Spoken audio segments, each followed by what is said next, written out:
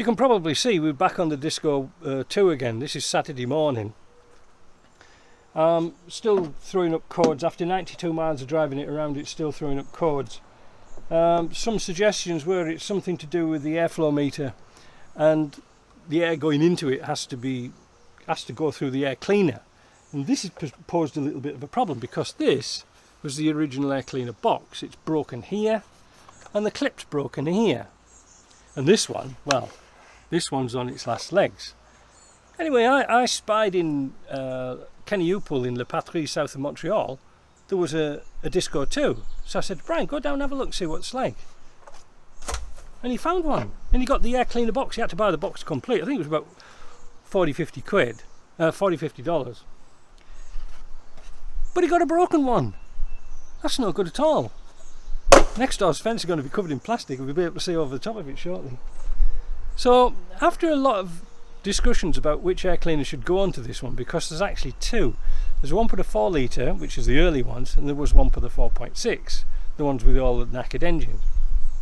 So in the end, there was 2 different prices. You could buy the covers separately, but which one did you want to buy? Because it was $270 American for one, or I think it was about $75 or $65 American for the other one. But which is which? I don't know. They all fit the same, they all look the same to me, but what was the difference? Anyway, Brian said, well look, let's not mess about, let's get the proper one for the car, for the VIN number. Got it from Rovers North. That turned out to be, with shipping, well, it was $316.91 plus $85 shipping. It's not very far away, anyway. So that was $401. We had to pay $154 duty and shipping just to get it here. It's ridiculous. That's why I keep banging on about things. Try and look after your cars as best you can, and don't let them get broken and stuff. So today I'm going to replace it. There's the box. It comes complete with an air filter. Everything's all ready to go. I can't see anything special about it. I thought there was going to be a sensor in the side of it, but no. But anyway, I had a little bit of a chat online with RPI in the UK, and they suggested reset the adaptive values and then see what it's like. So I'm going to fit this, change the battery on this camera, and reset the adaptive values and see if that code comes back. Well, that must be one of the easiest jobs I've done in a long time. The O-ring is kind of tight on here, so I'm just going to put a little smear of Vaseline on this to help it in its place, because I think that's one of its problems, is that people have taken this off. Oh, you see how easy it went in? People have been taking it off and just forcing it. There's not much room. That's tight. There. I've hooked up the link system to this, and I'm looking at the check engine codes, and it's very interesting what it says. Again, we've got code 27, 35 and 10. Very unusual codes. Fuel in adaptation additive, maximum value exceeded, fault present and static. Next one, fuel in adaptive additive bank 2, maximum value exceeded, fault present and static.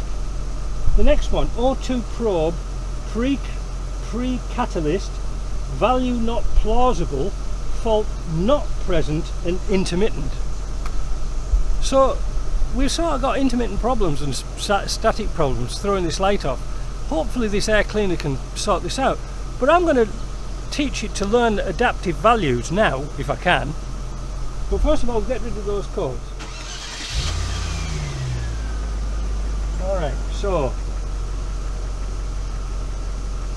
it says the codes have been cleared, so now we're going to have a look and see if we can change the adaptive values, special functions.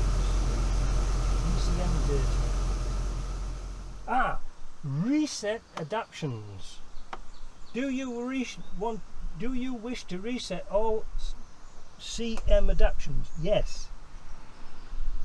Oh, well, that was it. That was easy, wasn't it? Huh. Let's start it up.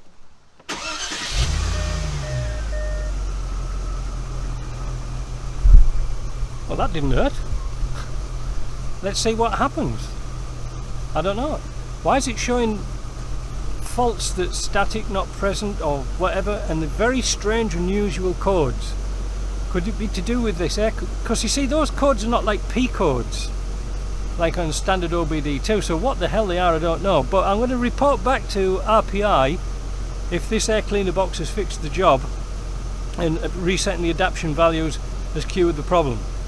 So I've done a total of 225 miles on almost half a tank of petrol. So I think I've got to start topping it up, because Brian told me when it gets to half there's very little fuel left in it. So let's get that done. Let's drive around in it this week and I'll report back.